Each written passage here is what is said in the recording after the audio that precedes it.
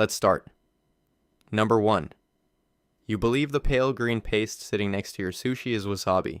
You've been dunking premium fish into it for years, probably bragging about your spice tolerance to anyone who will listen. You are not eating wasabi. You have never eaten wasabi in your life. Roughly 95% of all wasabi served in restaurants worldwide, including most Japanese restaurants outside Japan, is a blend of horseradish mustard powder, starch, and green food coloring. That's it. A tube of dyed condiment theater presented with complete confidence. Real wasabi, Wasabia japonica, is a semi-aquatic plant that grows in cold, fast-moving mountain streams in Japan. It is notoriously difficult to cultivate, taking 18 months to 2 years to reach maturity, and costs roughly $100 to $250 per kilogram wholesale. The active aromatic compound in real wasabi degrades within 15 minutes of grating. It must be consumed almost immediately after preparation, which makes it essentially impossible to package, ship, and store commercially at any meaningful scale. Horseradish delivers a similar burn, but through a blunter chemical mechanism. Real wasabi produces a cleaner, more nasal heat that dissipates quickly rather than sitting on your tongue and making you regret your choices for the next 10 minutes. The FDA permits the label wasabi on products that contain zero actual wasabi, provided horseradish appears somewhere in the ingredients list, in small print naturally, where nobody is reading it. Even inside Japan, authentic wasabi is largely reserved for high-end omakase restaurants where the chef grates it fresh tableside on a sharkskin paddle. Most mid-range sushi chains serve the same paste you're getting everywhere else. The paste, the green tube, the lie in a condiment format. You've been paying sushi prices while eating a ballpark condiment with a paint job. The fish was real. The expertise was real. The wasabi was a costume that has been fooling everyone at the table for decades, and the table never once questioned it. Number 2. The powdered Parmesan in the green canister in your pantry feels like a small luxury. A little sophistication sprinkled over pasta on a Tuesday night. You're picturing aged wheels in a sunlit Italian cellar, craftsmen tapping the rind with small hammers. Put the canister down. A 2016 Bloomberg investigation found that certain brands sold as 100% Parmesan tested at 0% authentic Parmesan content. 0. One product was composed almost entirely of a cheaper cheddar-style blend in cellulose, a filler derived from wood pulp, used to prevent the powder from clumping inside the container. The FDA permits up to 2 to 4% cellulose in grated cheese products, which is technically legal and also technically powdered plant fiber performing cosmetic duty inside your pasta. Authentic Parmigiano Reggiano is a protected designation of origin product. It can only be produced in specific provinces of northern Italy, including Parma and Reggio Emilia, using strict traditional methods with a minimum aging requirement of 12 months and premium grades reaching 24 months or beyond. That aging process creates a distinctive crystalline texture, a sharp umami depth, and a complexity that a powder reconstituted from wood pulp and cheaper cheese simply cannot replicate, no matter how confidently the label presents itself. The term Parmesan outside the European Union is largely unregulated.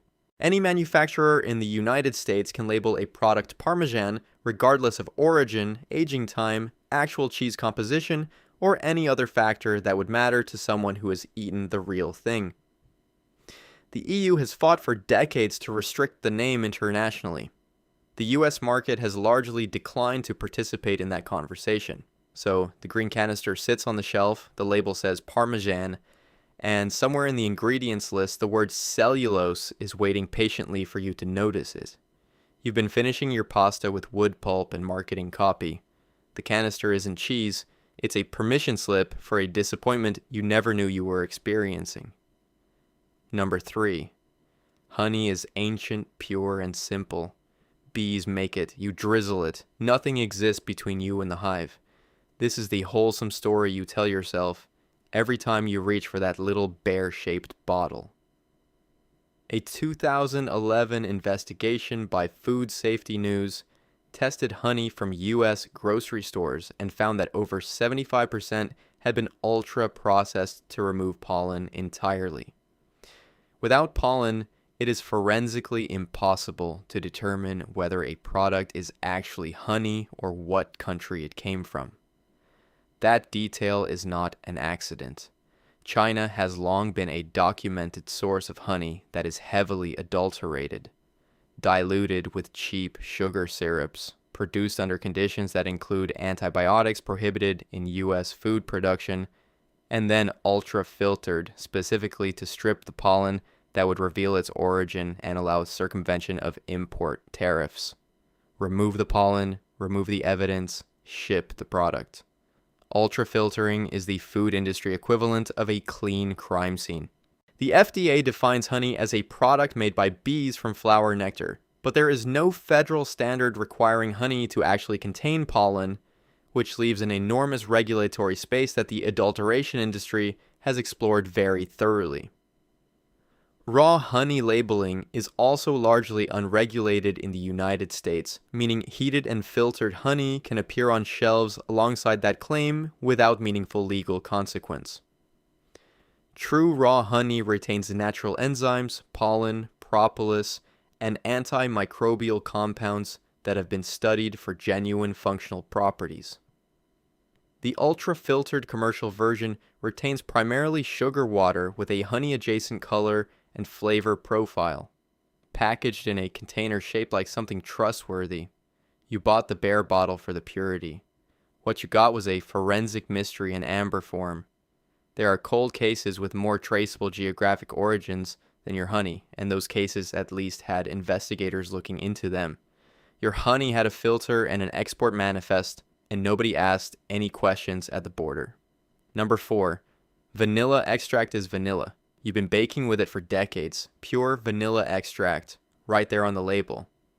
A bottle of old world refinement for your cookies and weekend cakes. In many kitchens, that bottle is largely fictional. The majority of vanilla flavored products globally, and a significant portion of products labeled natural vanilla flavor, contain 0 vanilla beans. The primary flavor compound, vanillin, is synthesized industrially, frequently from wood pulp byproducts or petroleum-derived precursors, and then deployed across the food supply at enormous scale. Real vanilla comes from the cured pods of Vanilla planifolia, an orchid native to Mexico. Approximately 80% of the global supply is grown in Madagascar. Each plant requires hand pollination, 9 months to mature, and then months of careful curing, making it one of the most labor-intensive agricultural products on Earth. Global vanilla bean production is roughly 3,000 to 4,000 metric tons annually. Global demand for vanillin flavor sits at approximately 40,000 metric tons. The gap between those two numbers is not filled with vanilla beans, it is filled with chemistry. Synthetic vanillin is chemically identical to the vanillin molecule found in a real vanilla bean, and that is the argument the industry uses to justify the substitution.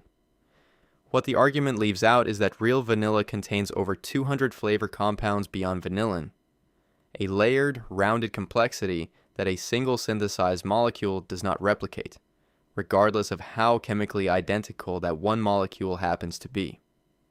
Under U.S. labeling rules, natural flavor can legally include vanillin derived from wood, lignin, or other non-vanilla plant sources because the origin is technically natural even if it has nothing to do with vanilla, orchids, Madagascar, or anything you were picturing.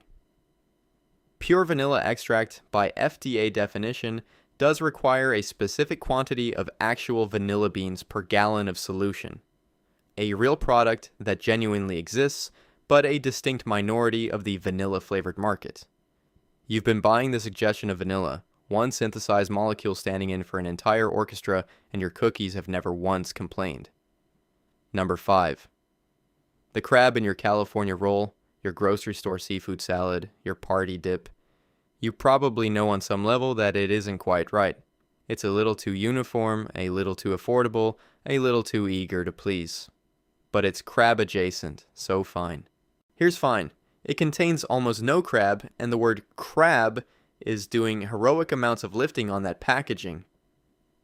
Imitation crab, sold commercially as surimi, is a processed paste made primarily from Alaskan pollock, a cheap and abundantly available whitefish mixed with starch, egg whites, artificial flavoring, and dyes engineered to approximate crab's color and texture. The actual crab content is essentially decorative. Surimi originated in Japan over 800 years ago as a fish preservation technique. The modern imitation crab product was introduced commercially in Japan in the 1970s and arrived in the US market in 1983, where the food service industry embraced it immediately for its low cost, long shelf stability, and the remarkable willingness of consumers not to ask follow-up questions. The pollock is minced, rinsed repeatedly to remove fat and residual odor, and processed into a neutral paste that accepts flavoring compounds readily. Crab flavor is then added via artificial flavoring agents and, in some formulations, a small quantity of actual crab extract, enough to reference crab legally on the label, not enough to change what the product fundamentally is. The FDA requires imitation crab to be labeled imitation crab or surimi seafood, but those words are frequently minimized in packaging design, while crab appears prominently in product names, serving suggestions and menu descriptions at restaurants charging real seafood prices. Per pound, imitation crab costs a fraction of genuine crab meat, roughly $3 to $5 versus $20 to $40 for real lump crab. Imitation crab is a fish in a crab costume that has been lying on a resume for 40 years, and the entire restaurant industry hired it without running a background check. Number 6. Extra virgin olive oil is the gold standard. The purest press, no chemicals, no heat, no compromise. You've been spending real money on dark bottles with Mediterranean landscapes on the label because you care about quality.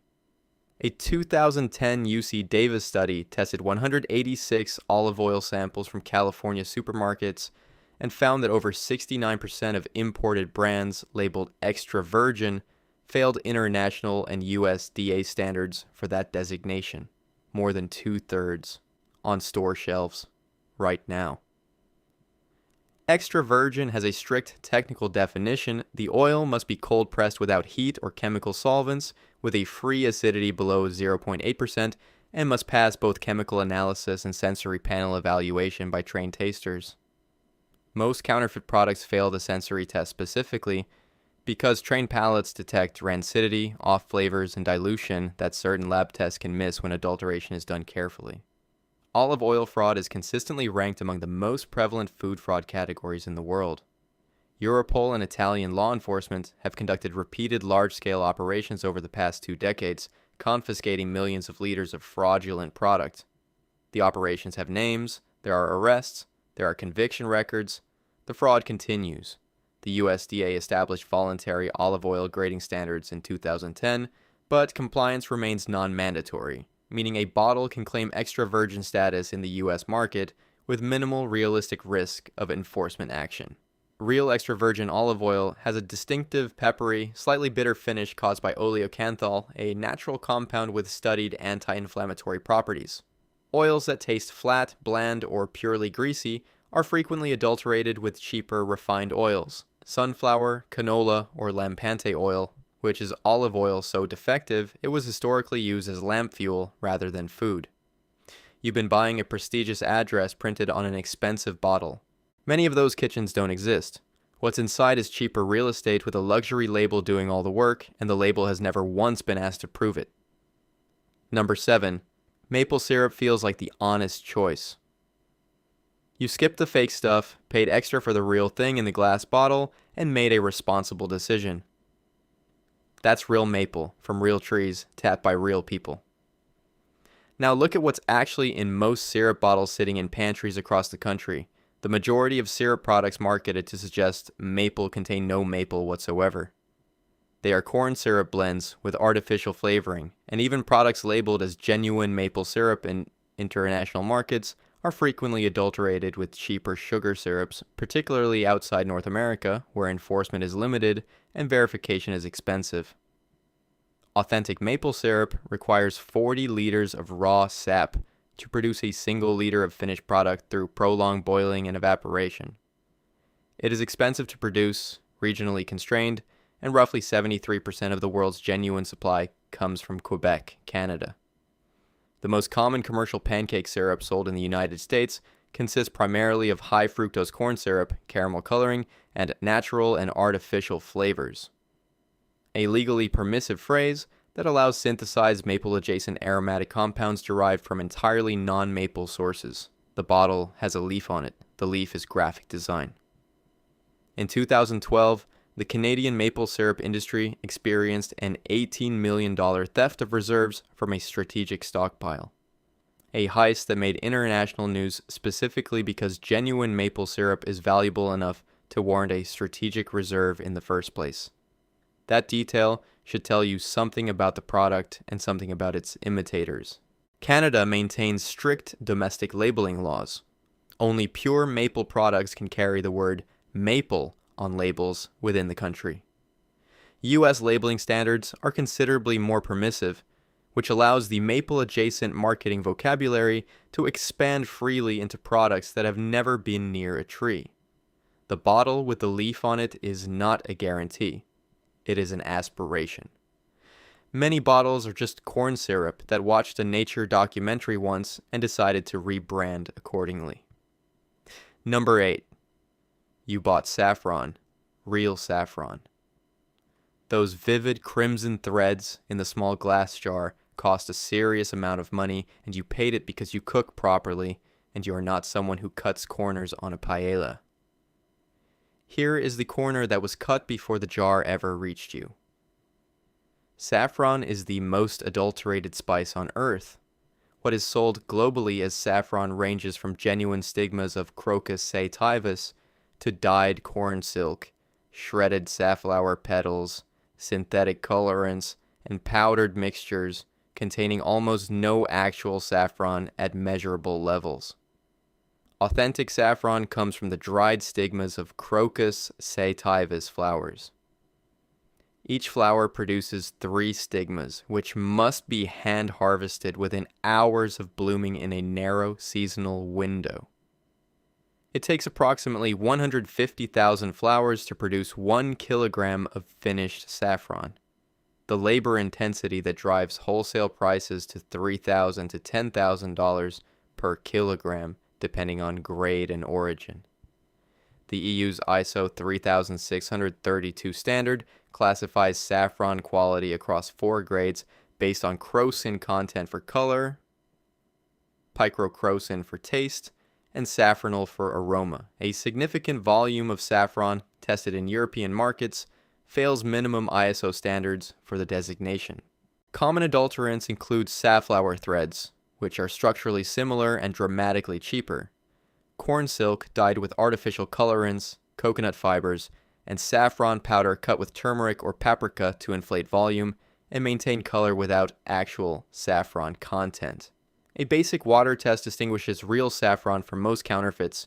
Genuine threads slowly release a golden yellow color over several minutes, while the threads themselves remain red. Fakes bleed color immediately and aggressively, or turn the water red rather than the characteristic amber gold of authentic product. Iran produces approximately 90% of the world's saffron supply, and country of origin fraud is extensively documented, with cheaper origin product routinely repackaged under premium regional branding at significant markup. You paid for the world's most expensive spice. What arrived may have never seen a crocus field. Your paella was probably fine. Your saffron's biography is a different matter entirely. Number 9. Truffle oil signals sophistication. Restaurants drizzle it on fried potatoes to charge $22 for them, and it works because truffles are legitimately extraordinary. Rare buried fungi hunted by trained animals worth thousands of dollars per kilogram, prized for centuries. Surely some of that is in the bottle. Almost all truffle oil contains no truffles. None. It is olive oil or a neutral carrier oil infused with a single synthetic aromatic compound, 2,4-dithiapentane, that approximates one dimension of truffle scent without any of the actual complexity of the fungus it pretends to represent. Real truffles, specifically black Perigord and white Alba varieties, sell for $1,000 to $4,000 or more per kilogram depending on season and quality. They are perishable within days of harvest and virtually impossible to cultivate commercially at meaningful scale. A truffle oil made from real truffles at any honest concentration would cost hundreds of dollars per bottle. The math makes the price on the shelf its own form of disclosure, if you're paying attention. 2,4-dithia-pentane is a petroleum-derived compound that happens to share a chemical structure with one aromatic molecule present in real truffles. It is cheaper to produce than almost any agricultural ingredient on Earth. Bottles labeled truffle oil or white truffle oil in the United States are not required to contain any truffle because in this context, truffle functions as a flavor descriptor rather than an ingredient claim.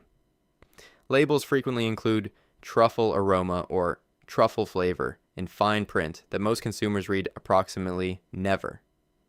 Many professional chefs have publicly condemned truffle oil precisely because it trains consumer palates toward an artificial facsimile and makes people think they understand something they have never actually tasted. Real truffle aroma contains over 100 volatile aromatic compounds. The synthetic version delivers one molecule. It's the olfactory equivalent of describing a symphony by humming a single note and then charging concert ticket prices for the experience. Truffle oil is perfume sold as food. The label says luxury. The chemistry says petroleum derivative. Your $22 fries were seasoned with a very confident lie. Number 10.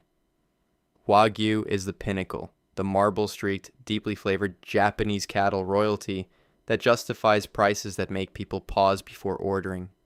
You've seen it on menus, you've ordered it, you've explained what it is to someone across the table.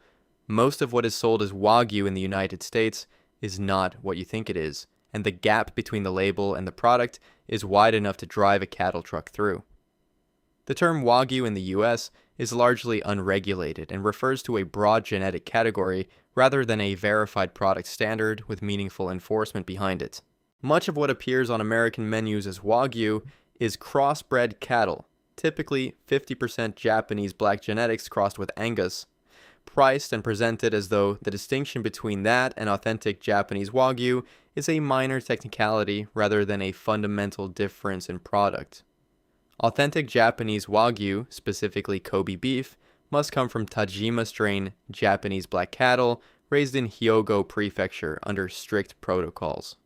The animal must be born, raised, and slaughtered within the prefecture and achieve a beef marbling standard score of 6 or higher on a 12-point scale. Japan exported approximately 246 metric tons of beef to the United States in 2021.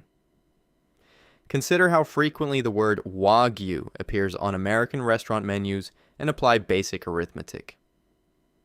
The numbers do not reconcile. The USDA has no separate grading standard for Wagyu cattle.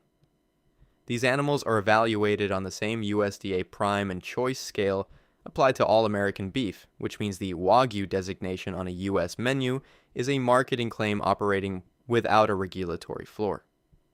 True Kobe beef certification involves a numbered certificate of authenticity that legitimate importers can produce and verify. If you ordered something described as Wagyu at a mid-range restaurant at $45, you did not eat Kobe beef. Most American Wagyu is a rumor with good marbling. The name is doing genetic work the cattle cannot verify, and the menu is not in the habit of clarifying the difference. Number 11. Fruit juice is healthy. It's fruit. 100% juice, no added sugar, right there on the label. You've been putting it in lunch boxes as a responsible choice, pouring it at breakfast as a vitamin delivery system. It also took considerable industrial effort to still resemble the fruit on the label by the time it reached you. Most commercially produced 100% fruit juice, including orange juice from the brands that dominate US grocery shelves, has been stripped of oxygen to extend shelf life, stored in enormous aseptic tanks for up to a year, and then has flavor compounds added back to restore a taste that the storage process destroyed. This is entirely legal. It is also entirely absent from the label. After pasteurization, orange juice typically undergoes de-aeration. Oxygen is removed to prevent oxidation during storage. That process also removes most of the volatile aromatic compounds that give fresh juice its characteristic flavor. To restore the taste, juice producers work with flavor houses, the same fragrance and flavor industry that serves the perfume market, to create what the industry calls flavor packs derived from orange byproducts. These packs are not disclosed on labels because they originate from oranges and therefore qualify as natural flavor under current regulations. The flavor packs formulated for U.S. domestic consumption differ from those designed for European export because consumer taste expectations differ between markets. The same product, labeled identically, tastes different in different countries, by design, by calculation, and without any of that appearing on the bottle. Florida's Natural, Tropicana, and Minute Maid collectively dominate the U.S. orange juice market, and this process is standard industrial practice across the category. Fresh squeezed juice consumed immediately is a genuinely different product with genuinely different properties. Commercially produced, not from concentrate juice, is a year-old, deflavored, reflavored liquid that carries a 100% fruit claim because the paperwork supports it. You bought a bottle of fruit. What you received was fruit's memory, reconstructed by people who specialize in making things smell like something they no longer are. Number 12. Organic means clean. No synthetic pesticides, no compromises, just responsible farming and a label you can trust. You're paying 40% more for that guarantee, and the USDA stamp is right there confirming your decision. The USDA National Organic Program restricts synthetic pesticides, but permits over 20 synthetic substances on its approved list, alongside dozens of naturally derived pesticides that face essentially no residue testing requirements on finished products. Natural and safe are not synonyms, and the organic certification system was not designed to make that distinction simple.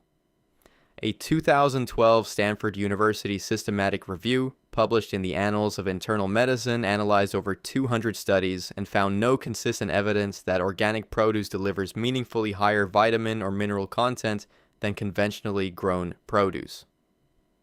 The nutritional premium you're paying for is not reliably there. Organic certification applies to process, not outcome. A farm that experiences pesticide drift from a neighboring conventional operation can maintain organic certification as long as it followed organic procedures on its own land. The certification documents the intention, not the result. Organic fraud operates at significant scale. In 2017, federal prosecutors charged an Iowa grain dealer with selling $142 million worth of conventionally grown grain falsely certified as organic, one of several high-profile cases documented in recent years. The certification infrastructure has gaps, and those gaps have been exploited commercially.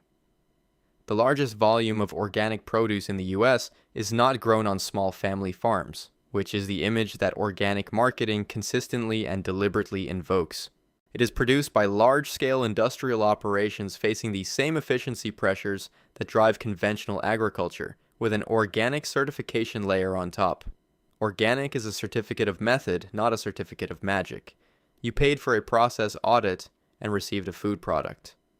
Whether that premium was worth paying is a legitimate personal financial question. But the idea that the label represents something close to pure, unmediated nature, that part was always the marketing. The earth genuinely does not know what you paid per pound. If you want to see more, click the video on screen now